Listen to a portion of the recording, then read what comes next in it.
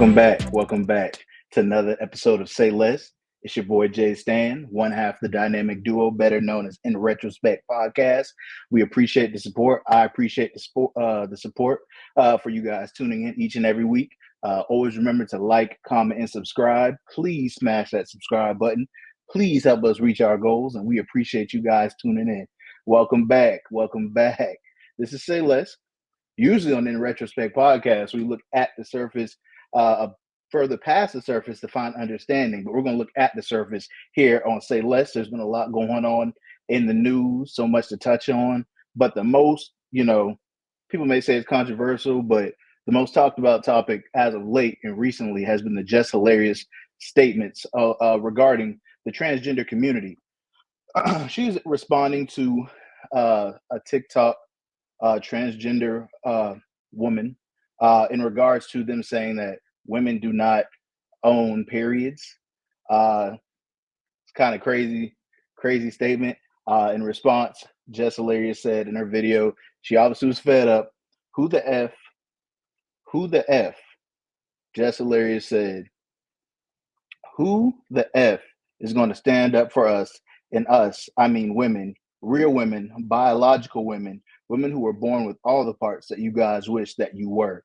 And before I continue, Jess Hilarious is a comedian. She's also on Wild 'N Out, a comedy show hosted by Nick Cannon and various other comedians that can be found on MTV. And that's what she is most known for. But she is a comedian. And she goes on to say, when does the delusion stop? What is the difference between you and someone who has been diagnosed to be mentally insane?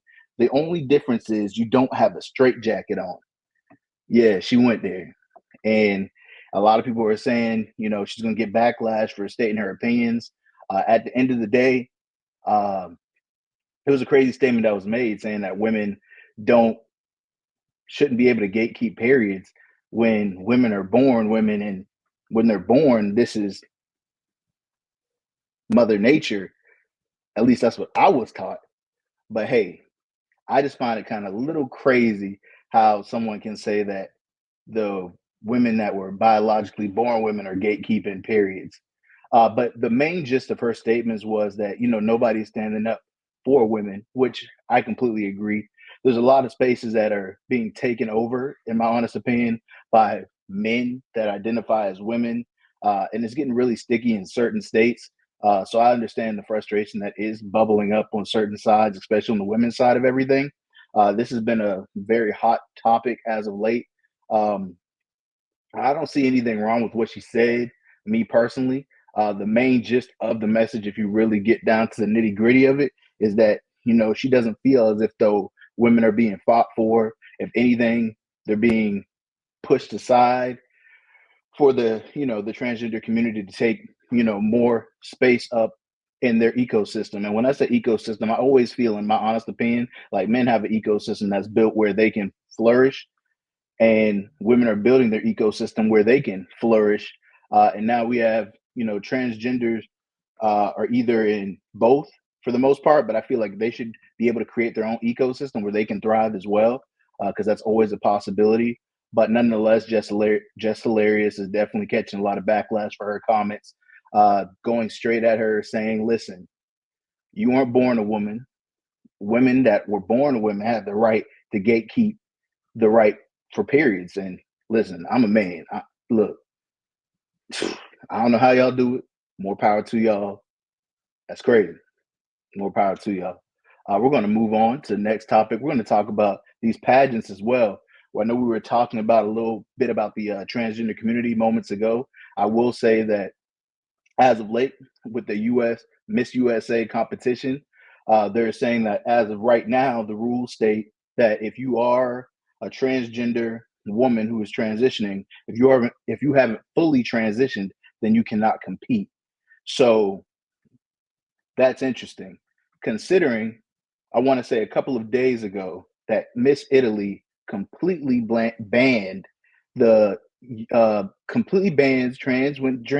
women, get my word straight, completely banned transgender women from even competing in the sport at all. I call it a sport competition. That's just me. It just gets really competitive between these women. You know, they're bringing a lot to the table to get things done. But all these different countries are outright saying transgender women cannot compete in anything that is dealing with biological women that have been born biological women to compete.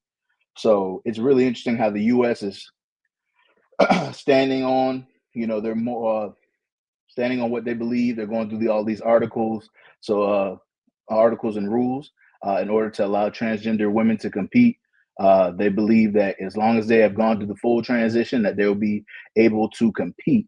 So we're going to see it's a fluid situation, just like it is in sports, with a lot of men that are transitioning to women and are competing in these women sports. But hey, it's a story for another day, of course. I'll definitely hit on that in the future for sure. But for the time being, I just wanted to hit on this U.S. not the U.S. pageant per se, but just the pageant area in general in regards to discussing how transgender folks that are transitioning, if you're not fully transitioned, you're more than likely not going to be able to compete on any scale or any level, because all these other countries are banning it. And 9 times out of 10, eventually the U.S. is more than likely going to ban it. I just want to put that out there. It's going to happen. It's definitely going to happen. But last but not least, man, whew, what can I say about this one here? I'm glad she's okay, but I'll say one thing. Boy, I might tell you a story, but I never tell you a lie. That's me. I don't know about her, but my goodness, Lord, it has been confirmed that she lied. Her lawyer came out and said it was a hoax. Now London Bridge is falling down. They are coming for their pound of flesh for all the resources that went into trying to find this woman. This is crazy. The fact that she fabricated the story about the child being on the side of the road, fabricated the fact that she got snatched up, fabricated the fact that she was scared for her life. Yo, that's next level. There's so many layers to the story. She researched how this whole fantasy of what occurred in her mind, and I you know how much energy had to go into that? That's just unreal. But she did it.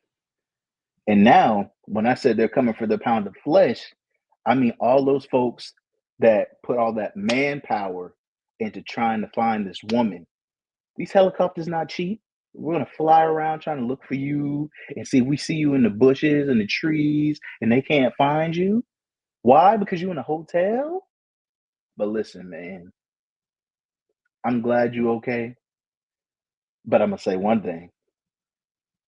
I'm glad I didn't donate no money. That's crazy. Now, when I say I'm glad I didn't donate any money, you're gonna say, wow, that's mean. No, because the folks that did donate money to the efforts to find her will not be refunded their money.